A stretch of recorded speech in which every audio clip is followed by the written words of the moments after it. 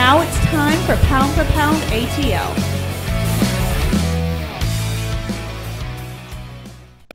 Welcome to the show today, baby. This is your boy Jimbo Dean, aka Jimbo Slice, aka Jimmy Obama.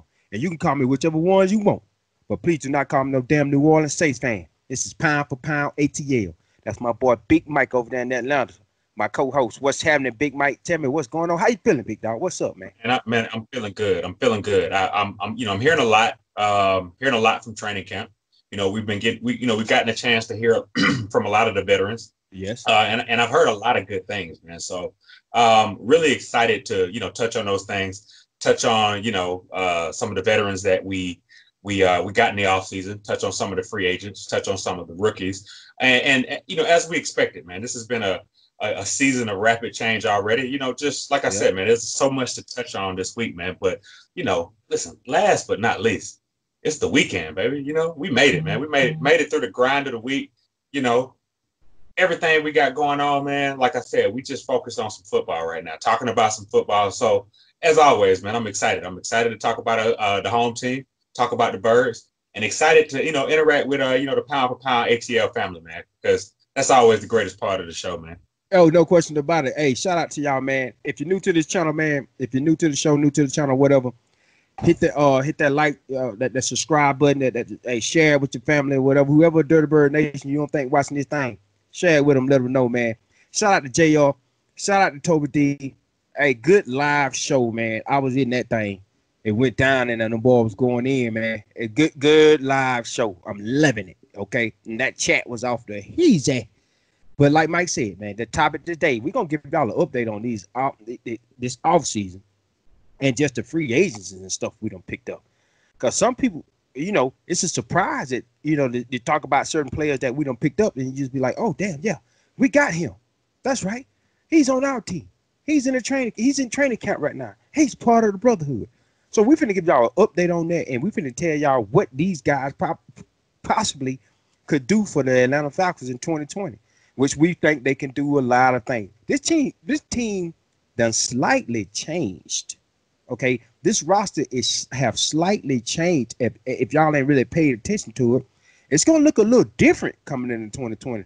But I think it's a good difference though. It's gonna be for the better type of difference. Okay, and Micah get in his closing thoughts later on, and you'll see like one of the players that we needed a difference with. And Mike ain't gonna get you started right now, but we're gonna get into that later. But I'm finna run down a list of people and Pound for Pound ATL. Y'all pay attention to this now because this list is 12 in total now. So pay attention to some of the players that we done picked up over this offseason, and we are super excited about. This group finna make some noise. It's been a productive. Thomas Dimitroff, Rich McKay over there. Oh God, man, watch out now. Boy, them boys had a good offseason with a little bit of money. All right. Let's start it off. Top of the list. LaQuez Denard. Holla at me. Cornerback. Nickel. Cincinnati Bengals. We got it from Michigan State. Welcome to the brotherhood. We got D1 Buchanan. Linebacker. Some people got him at strong safety. Coming over from the Cardinals. Play a little bit for the Buccaneers. Holla at me. What's happening? We got Charles Harris. Defensive end. Came over from the Miami Dolphins. And University of Missouri. What's up, baby? Looking out some big things for you. We got Josh Hawkins, cornerback. What's up, baby? The Almighty Todd Gurley, University of Georgia, Sikkim. What's up, man? I know you finna do some big things. I ain't even really got to go in too much on you. We got Edmund Robinson, linebacker. Play a little XFL, but you're in the brotherhood now, baby.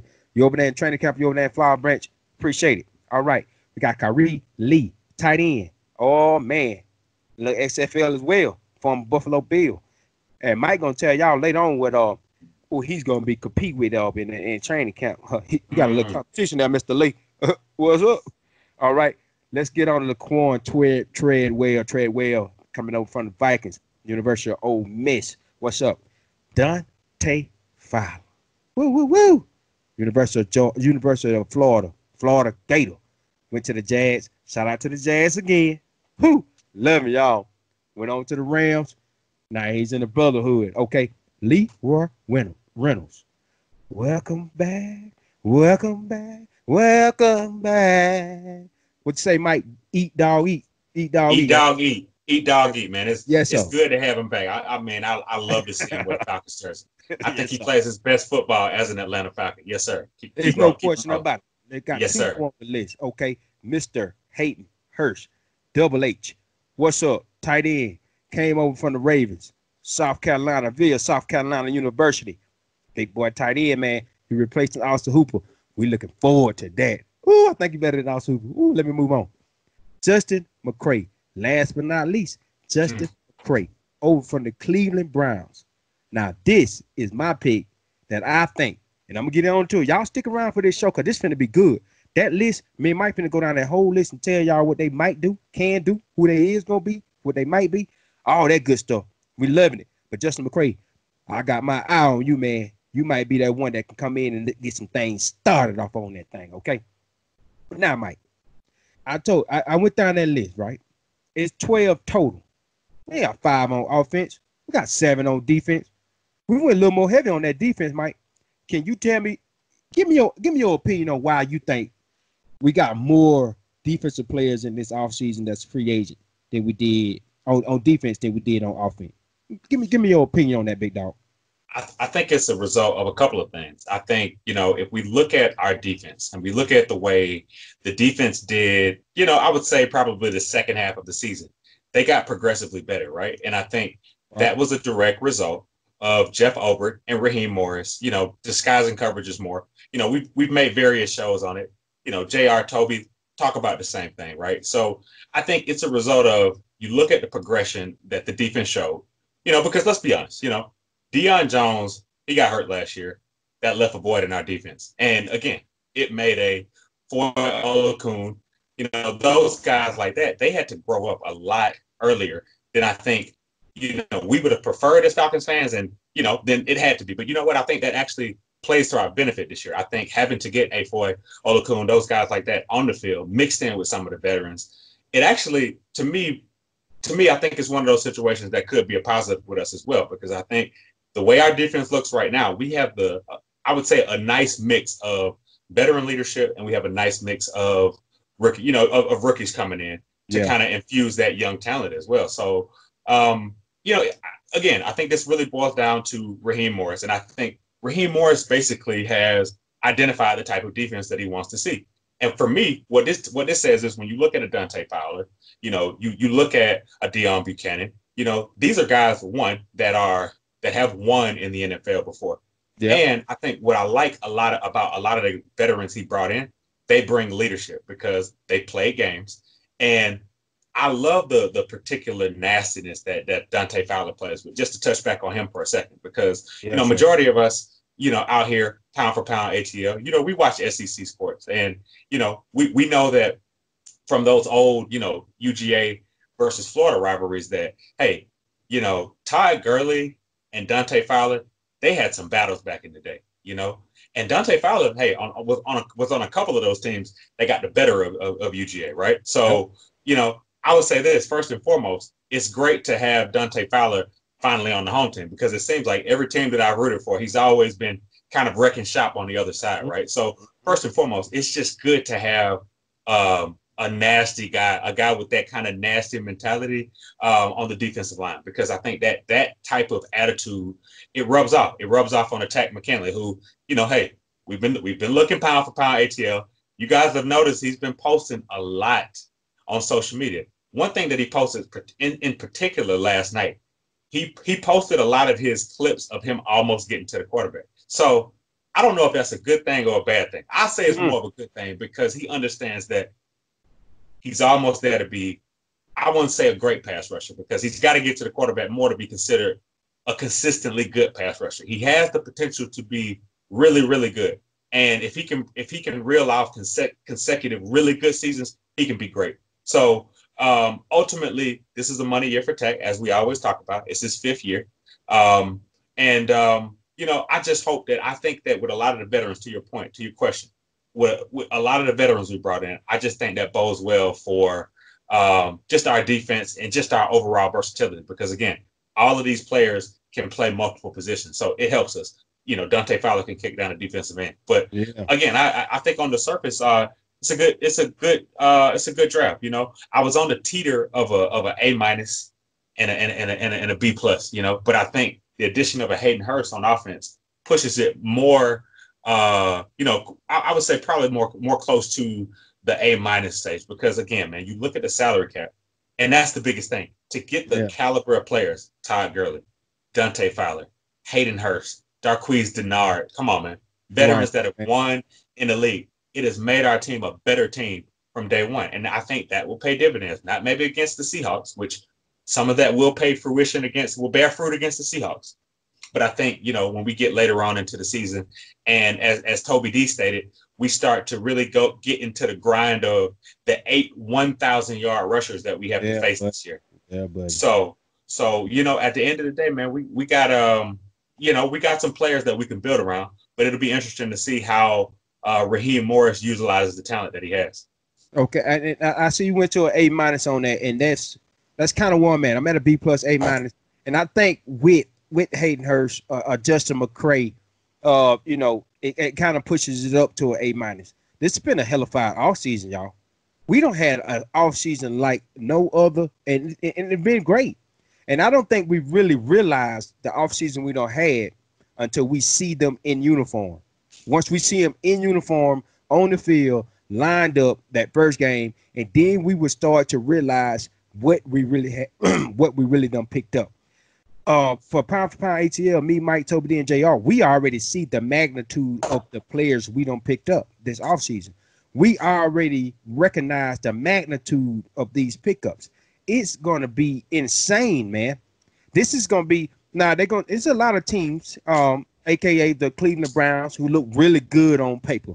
Don't get it. Okay. They look good on paper every year. Brown this, Brown that. And they never get out there and perform. Now, I seen this similar situation almost in 2016 with a Freeney coming in, you know, a Chester coming in. And I can see that, you know, we were looking good on paper, but we also translated it to the field. Dan Quinn know how to do that. So with these 12 total players we done picked up, 5 on offense, 7 on defense, they're gonna say, oh, they look good on paper, but in Dan Quinn, I trust. Don't get me wrong now. He's a head coach. He can't do defense coordinator at the same time. I don't think he can. He don't think he can either, so he demoted himself. But he know how to translate what he got on paper onto the film, which make him a good head coach. Yes, that is a positive for Dan Quinn, no question about it. So I like the A minus, Mike. I'm with you on that A minus there. Okay, so with all these signings that we done picked up, and we know the main pieces. You know, we know that out of the meat and potatoes, we know the meat. That's Gurley, that's Fowler, that's Dennard, and that's Hurst. We know them folks. That's the splash in free agency that like people like to say. That's your big splash right now. And for us to be limited on salary cap, they hit 4 big splashes. That is outstanding. Okay. But besides those 4, Mike, who do you think, besides those 4, you can't use those 4, who do you think will make the biggest impact on this team in 2020? Besides Gurley, Fowler, Dennard, and Hurst. On that other list of 12, who you think? I think we touched on them earlier, and it's not a sexy pick, but it is a necessary pick, and that's Leroy Reynolds. And I'll tell you why. Leroy Reynolds is a special teams player. You need a good special teams player. You need a player that excels in special teams because we know this very well. Falcons Nation, pound for pound, ATL. We know this well. We know how quickly a game can change with a special teams play, right? And one thing I noticed about Leroy Reynolds is that when he is in a Falcons uniform, he plays his best football. And one thing I know, and hey, for those of you guys that are able to go to training camp, like I love to do, do we not hear Leroy Reynolds before we hear anybody else? He is the first guy out of the locker room, getting all the guys up, getting all the guys ready to play. And I think, you know, he's one of those guys that he's a Dan Quinn guy. He will do exactly what the coaches ask him to do. He will play a role. And the reason why I like him is that, you know, some of the other guys, there's a tendency, because here's the thing, to be honest with you, hey, I believe Laquan Treadwell will come in, make an impact, do touchdowns, block, do what he needs to do, but if Laquan Treadwell doesn't come to work every day, we've got some good receivers that can have him inactive. So what I like the most about Leroy Reynolds is that that's a guy that I know is going to be active every game because he's going to play a core role and he's going to be a guy that could possibly make some plays that could change the game at a critical time. And I think ultimately I go to a guy like that because he's familiar. He understands the system. He knows what's expected of him. And a guy like that is you just give him a helmet, give him some shoulder pads, and give him a jersey to put over it and let him play football. And so Leroy Reynolds, I'll play you in the parking lot if he had to. If you want to play in the parking lot, we can do that. I love that. Eat dog eat, baby. I love that. Now, that's your guy, and that's a good guy. And I like that one. But I'm going with Justin McCray. And now it was a little in between with me because I almost went Hayden Hurst because Hayden, you are replacing a Pro Bowler. Don't get me wrong. Austin Hooper was a Pro Bowler. You're replacing him. Now, a lot of that had to do with old Godfather himself, Mr. Matty Ice. Now, I think Matty Ice made him look a little good. And he got the payday out of it. And you need to send Matt Ryan some of that money. Okay, on Christmas Day, just send Matt Ryan a card with some money at Austin Hooper. So I almost went Hayden Hurst, but I couldn't pick Hayden Hurst anyways because he was one of the four that we couldn't pick. So I'm going straight to Justin McCray. All right. Super Bowl year before Super Bowl, I think we picked Chester up. And I really didn't realize the pick until we got to playing, until the players got on the field. And when I seen that line act the way they act and protect Matt Ryan the way they protected him, that's when I knew that Chester pick was the biggest pick besides Dwight Freeney that year. This is how I'm kind of looking at Justin McCray, man. Now, I've been watching this training camp, and I've seen some videos and seen some pictures and stuff. Justin McCray standing right there with the ones. Just like he's supposed to be. Standing right beside Allen Mack, standing right there, Lindstrom, McGarry, Matthew, all standing right there. And they're going with Justin McCray standing right there. Now, I ain't see Carpenter or Brown, what I like to call them, the Eminem twin. I ain't see them. Maybe I just missed them. Maybe I ain't want to see them. I don't know. Y'all tell me. But I seen Justin McCray. I think Justin McCray is going to make the biggest impact on this team out of the free agents that we done picked up this offseason, besides Gurley, Flowers, Denard, and Hurst. I think Justin McCray is going to be that guy. He could start, Mike. Why not? He can't. Why not? He's going to be that swing tackle that we're going to have as well. And I can't wait to see how they're going to use Justin McCray. Then you got a Hennessy there. You got a Hennessy going – I mean, this guy coming in just creates a whole a montage of stuff. Yeah, I use the word montage. Let me down pound for pound ATL. This guy creates a whole montage of way we can run this offense and if anybody goes down, I'm good. Anybody go down, Lindstrom go down, I'm good. Lindstrom went down last year. Pray to God he don't this year. But anybody go down on that offensive line, I'm good because he can play it. Justin McCray, shout out. Keep me right now, big dog, because I want to be right about you. And I just feel like you my guy. Besides those big folks, you are my guy. Now, Mike, before we get off the closing thoughts, I just want to ask you this now. Do we need to pick up anybody else? Are you settled with what we got? Do we need a little more? I mean, some of that pound for pound ATL Nation Atlanta Falcon fans out there think we need to pick up at least one more person. And if we do, I'm going to let you go on and talk about it. If we do, who and at what position? And then I'll give my thoughts on it. Let me know, man. Okay. Okay. So I'm going to answer that two ways. And one, I kind of want to squash an unnecessary rumor because I've been seeing a lot of Falcons fans clamoring for us to re-sign Devontae Freeman. One, okay. Somebody will pay Devontae Freeman the money that he feels like he's worth, to be honest with you. It's debatable whether Devontae Freeman is worth the market value he feels like, he's due, right? But ultimately, we will not have Devontae Freeman suiting up in an Atlanta Falcons uniform, right? So I think who is somebody that we could possibly, add right late. Here's the thing. I love the depth, and here's another thing too, right? And I'm gonna touch on Kyrie Lee as well too, because I almost remember. Like I want to touch on him as well, That's your boy. right. But let's stay focused right now. Clay Matthews, I think, honestly, is a guy that I would think could fit in on a kind of on a positional pitch count to just fill in, the outside linebacker rotation. And I'll tell you why a little bit, because here's the thing. I understand, Falcons Nation, that we're going to have to depend on Charles Harris. He has a fully guaranteed contract. So that lets me know that he is a part of the 2020 plans for the Atlanta Falcons, right? And I think that, Charles Harris is a guy, to touch on him for a second. He's underperformed a little bit.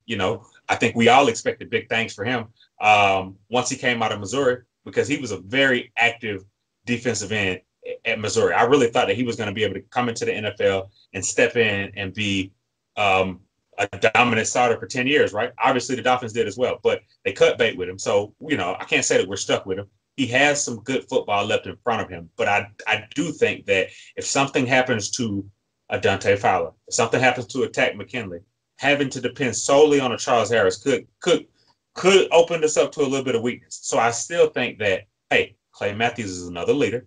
He's already familiar with Dante Fowler. His first cousin is on, is the offensive tackle. Let's not forget that. And again, he's played with, one of the best backs in the NFL, Mr. Todd Gurley, before, right? So if there's anybody else I would add, it'd probably be a Clay Matthews, which is a little bit shocking to me that he hasn't been re-signed. Obviously, maybe some teams may know some lingering injury issues, things of that sort that we may not be aware of. But I think that a Clay Matthews is somebody that, wouldn't mind to add him late. But ultimately, I rest with this. I think we are good enough right now with what we have to compete against every team on the schedule, with the exception of the Chiefs late in December. That's another show. And I think we could beat them, but that's another show. We'll go into, we'll cross that bridge when we get there, right? But if you look at this team right now, there's not, and let's be honest with you. Let's look at the free agency list. There's not a free agent out there that will be able to come in and help us beat the Saints. So meaning all of the guys that we have in-house in Flowery Branch right now are the guys that we need to play with the Saints and be able to beat the Saints twice a year, which we expect to do. Yeah, and I'm kind of where you at right there, Mike. Now, I'm teetering on Everson Griffen. I'm kind of on the fence right there. I think that veteran leadership, a little Drake Freeney type of atmosphere really wouldn't hurt. But I think we are at where we are at, and I think what we got is enough. I think that is good enough for me. Now, I'm not going to be greedy. We don't need to be greedy. Greedy gets you in trouble. But right. If that salary cap is kind of, and we can't really, we stuck. We done painted ourselves in the corner when it comes to that salary cap. There's really ain't no way around it.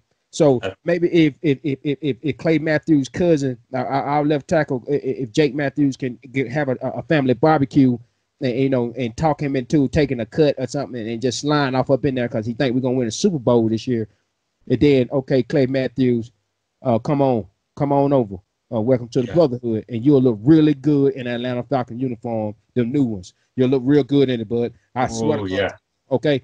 But I'm kind of, if I think we do anything else after this, which I'm really stuck with, Everson Griffen would not hurt. I would love to see Everson Griffen with us too. I think he still got a little bit of more burn in him, and that rotation on that defensive line would be stupid. Because a good defensive line will make up for a rookie in the secondary. A veteran secondary will make up for a rookie on that defensive line. This is what it is. But like I say, man, Dante Fowler, I think, makes up for a lot that's going to pair with Grady Jarrett. And it's just going to be, and Charles Harris going to be rotating off up in there. Marlon Davidson, Tyler Davidson. We can go, look here, man. We can go on and on. Right. These 12, I think, is the pieces that can make the Super Bowl championship game. Well, and here's the thing too, though. Let's not, before we get into the closing thought, let us spend just a quick second on Kyrie Lee, right? Because that third tight end position that third tight end position is going to be a battle to watch because I do feel like as of today, Hayden Hurst, shout out to Hayden Hurst, Jaden Graham, those are our top 2 tight ends, right? But I also think that, to be honest with you, Kari Lee is actually a proven blocker in the NFL and in the XFL. They got him to be the blocker. But here's the thing. Kari Lee doesn't give you much in terms of route running, right?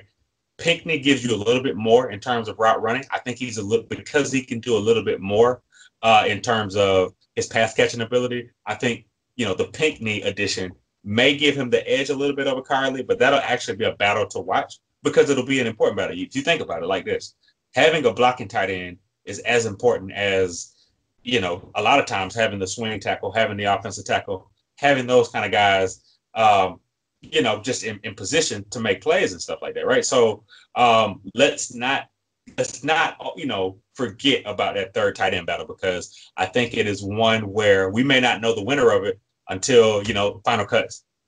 Well, but do you think that's who they wanted Luke Stocker to be? And God knows Luke Stocker, go ahead now. But I mean, is this the type of Luke Stocker a better version? I mean, I know Pinckney and Lee is like you said, they're gonna battle it out because that's what that third tight end position.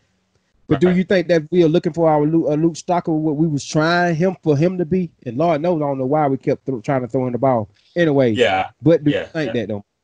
Well, I think it would have to be like whoever the third tight end is, he has to be an upgrade over Luke Stocker because I'm not sure Luke Stocker gave us much in the receiving department because he never was known as a receiver, and his run blocking was actually what was probably the most disappointing because Luke Stocker was actually a decent tight end when he played with the Bucs earlier, in his career and stuff like that. But, his talent really kind of tailed off. But I really think that, if we really want to put apples to oranges right now, I really feel like Pinckney is just a little bit better tight end. And I think that, just him playing in the SEC, he's not going to back down from a challenge. So definitely that third tight end position is one to watch. And, like I said, I think that a lot of our guys, and it's another reminder too, we actually drafted pretty well this draft as well because I think, let's just to touch on it really quick. AJ Terrell, out of, just the initial reports out of training camp, AJ Terrell kind of is as expected. Raheem Morris was actually talking about him saying that, physically he is ready to play right now, which is exactly what you want to hear from your defensive coordinator, right? Marlon Davidson, he's, got a little winded first couple practice, but that's to be expected, with the unorthodox offseason, right? Hennessy is looking pretty good. Now, to your point, if McCray is as expected right now, he could actually battle with Hennessy. I still would give the edge to Hennessy because I think ultimately we're grooming Hennessy to play next to Alex Mack to one, learn the calls for next year, but also, be that guard that can help us when we run a little bit more outside, zone this year with having a Todd Gurley, right? So, you look at Hennessy, you look at Mykal Walker, you look at a Hawkins. I think that we really drafted well, and if you notice, and again, nothing is won right now. We can't project Super Bowl champions or anything like that right now. But if you look at the year that we won the Super Bowl, we drafted well. I really think that this is a year where we really could hit on our draft picks because they all feel a need. And if they are as good as expected, probably with the exception of Jalen Hawkins, because it's really crowded in the secondary right now. Because let's think about it right now. Let's think about it now. How do we get KZ on the field? We get Allen on the field. We get Neal on the field. We get Denard on the field. We get Sheffield. Oliver. If we can't say that Oliver has lost the battle already, right? They're battling it out, and competition in our secondary will do nothing but good things for us this season, right? So, like I said, it's the exciting part of training camp. Guys are battling it out, and it's you can tell. Hey, with shifting the roster from 90 players to 80 players. It's a lot of players that's getting cut for no reason. Like Justin Ferris, we did a show on you, but I saw a lockdown corner on film, but Raheem Morris said he saw a guy that can be replaced. So ultimately, everybody's job is up unless, you're one of those guys that is lucky enough to have a secure job, which we know who they are. And again, like I said, we got a lot of football left in front of us, man. So, no games have been played yet, man, but it's getting exciting, man. So it's starting to get really, really exciting, man. And I can right. just feel it, man. I can smell the grass, the popcorn. Boy, And this show, like I said, this show, Pound for Pound ATL, was an update on what our free agents we signed on the offseason. But do not forget about that rookie class, because it pairs well with these free agents, and this rookie class pairs well. Absolutely. Man, that front office up there, that Atlanta Falcons up there, they have done a hellified job this offseason. Don't think we don't forgot about the rookies. We just wanted to give y'all the free agency. That's right. But those rookie, that draft class paired with this free agent class, I'm finna go out and say this. Been one of the best off seasons the Atlanta Falcons done had since the Super Bowl. Remember that now. And it is. Mike J kind of alluded to that. This is one of the best off seasons. And we might hit on every draft pick and every free agent. We might hit on all of them. And once we do that, we off to the races with the Super Bowl, and we the rabbit, and the rest of the league is turtles. And we just got to get to the Super Bowl and do our thing. All right, man. Woo! Now it's time to get to these closing thoughts. Big Mike, Big Dog, are you ready? And I will start this thing off, and I'm going to start it off right, and I'm going to start it off on the right foot. Shout out to Mark Richt, the former UGA Georgia Bulldogs head coach, who also coached Todd Gurley, recruited him, got him to sign, coached him at the University of Georgia. He there for the majority of his career. I'm gonna put a quote out there that Mark Richt said about Todd Gurley, who's on our team. I know y'all know that, but I just wanted to say it feels good to say that, and you really won't realize it until we see him in uniform. But like I say, me, Mike, JR, and Toby D, we already see the magnitude of this signing, and it's gonna be crazy. Now, this is the quote that Mark Richt said about Todd Gurley when he coached him in college. This is college. He said, when one of your best players on the team is one of your hardest working players on the team, it make a difference for the rest of the group. Right. Now, let that marinate a little bit, because a lot of teams out there got the best player on the team, but they ain't the hardest working player on the team. They just know they the best, a.k.a. Antonio Brizan. But Antonio Brown took work. But I ain't finna compare to nobody. I just want to go to what Mark Richt said about Todd Gurley when he was in college. When your best player on the team is the hardest working player on the team, it set the tone for the rest of the group. Everybody sees that, and they want to mimic whatever he doing. Now, I don't know if y'all noticed, but we already got the best player on our team. That already the hardest working player on our team is Mr. Julio Jones, the Jet himself. So you just added another player to that. Not to mention, we done brought in Hayden Hurst, who is also a hard worker. You got Matt Ryan, who is a hard worker. You got Alan Mack, who is a hard worker. Kevin Ridley, if y'all ain't seen his offseason, hard worker. So let's mix that all together, put that all on this offense. And now we got all these very good players working as hard as anybody else, almost like they just got drafted yesterday, to be on the same side of the ball is finna pay dividends for the Atlanta Falcons come here in the 2020 season.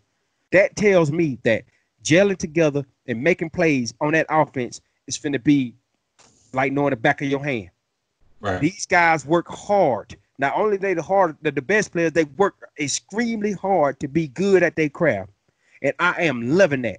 Shout out to Mark Richt for putting that code out and letting everybody know in the Atlanta Falcon Nation and letting everybody know in the Dirty Bird Nation what kind of player we got. We already kind of knew it anyways, but I wanted y'all to know what Mark Richt came out and said about him as of this week, this week now. This is Mark Richt saying this about Todd Gurley all these years later, and you have to love that.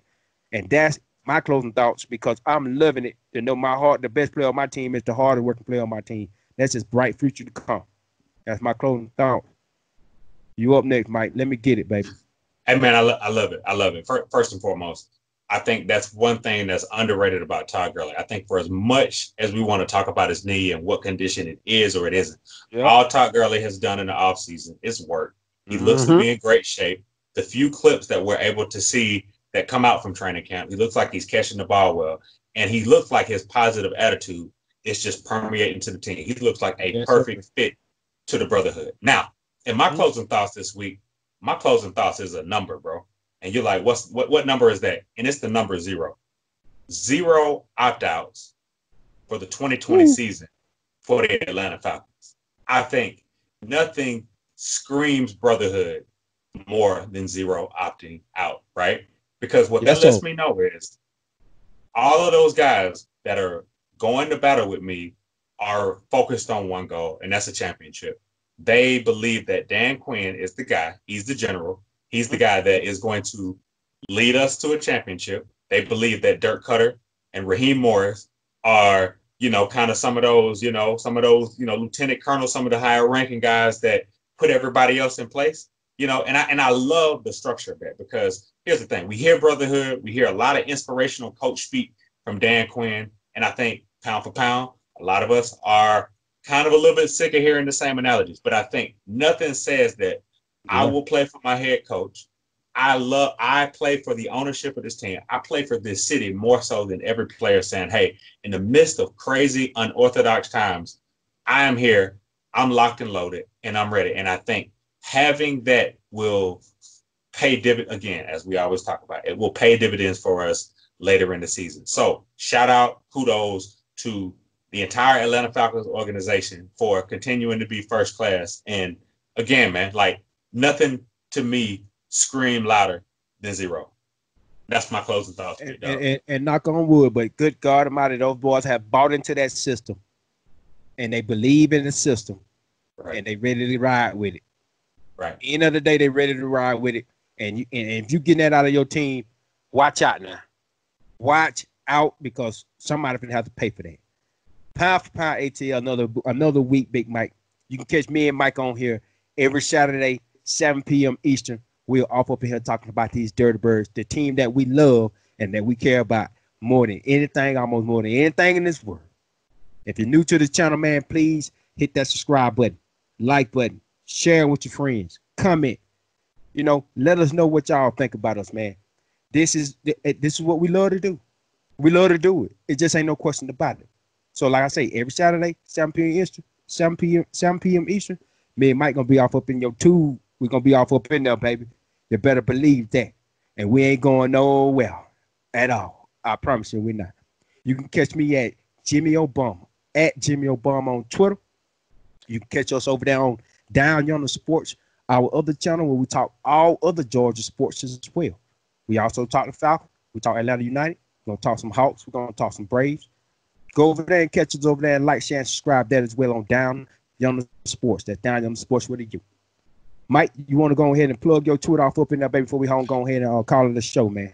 Yes, sir. Really quick. Follow me at Mike, MIKE_Dub_DUB. I will do a better job of following back. If I don't follow you back, call me out in the comments and I will make sure I give you a follow back. And at the end of the day, if I don't follow you back, that's on me. That ain't on you. I'm going to follow you back. Follow me, Mike Dub, on Twitter.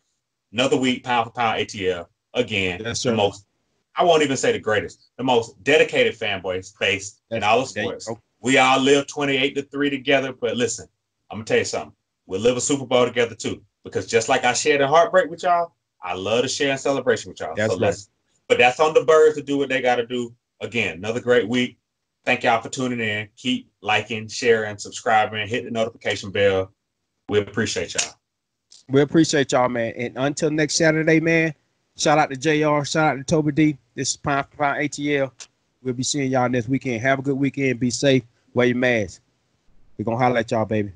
Adios.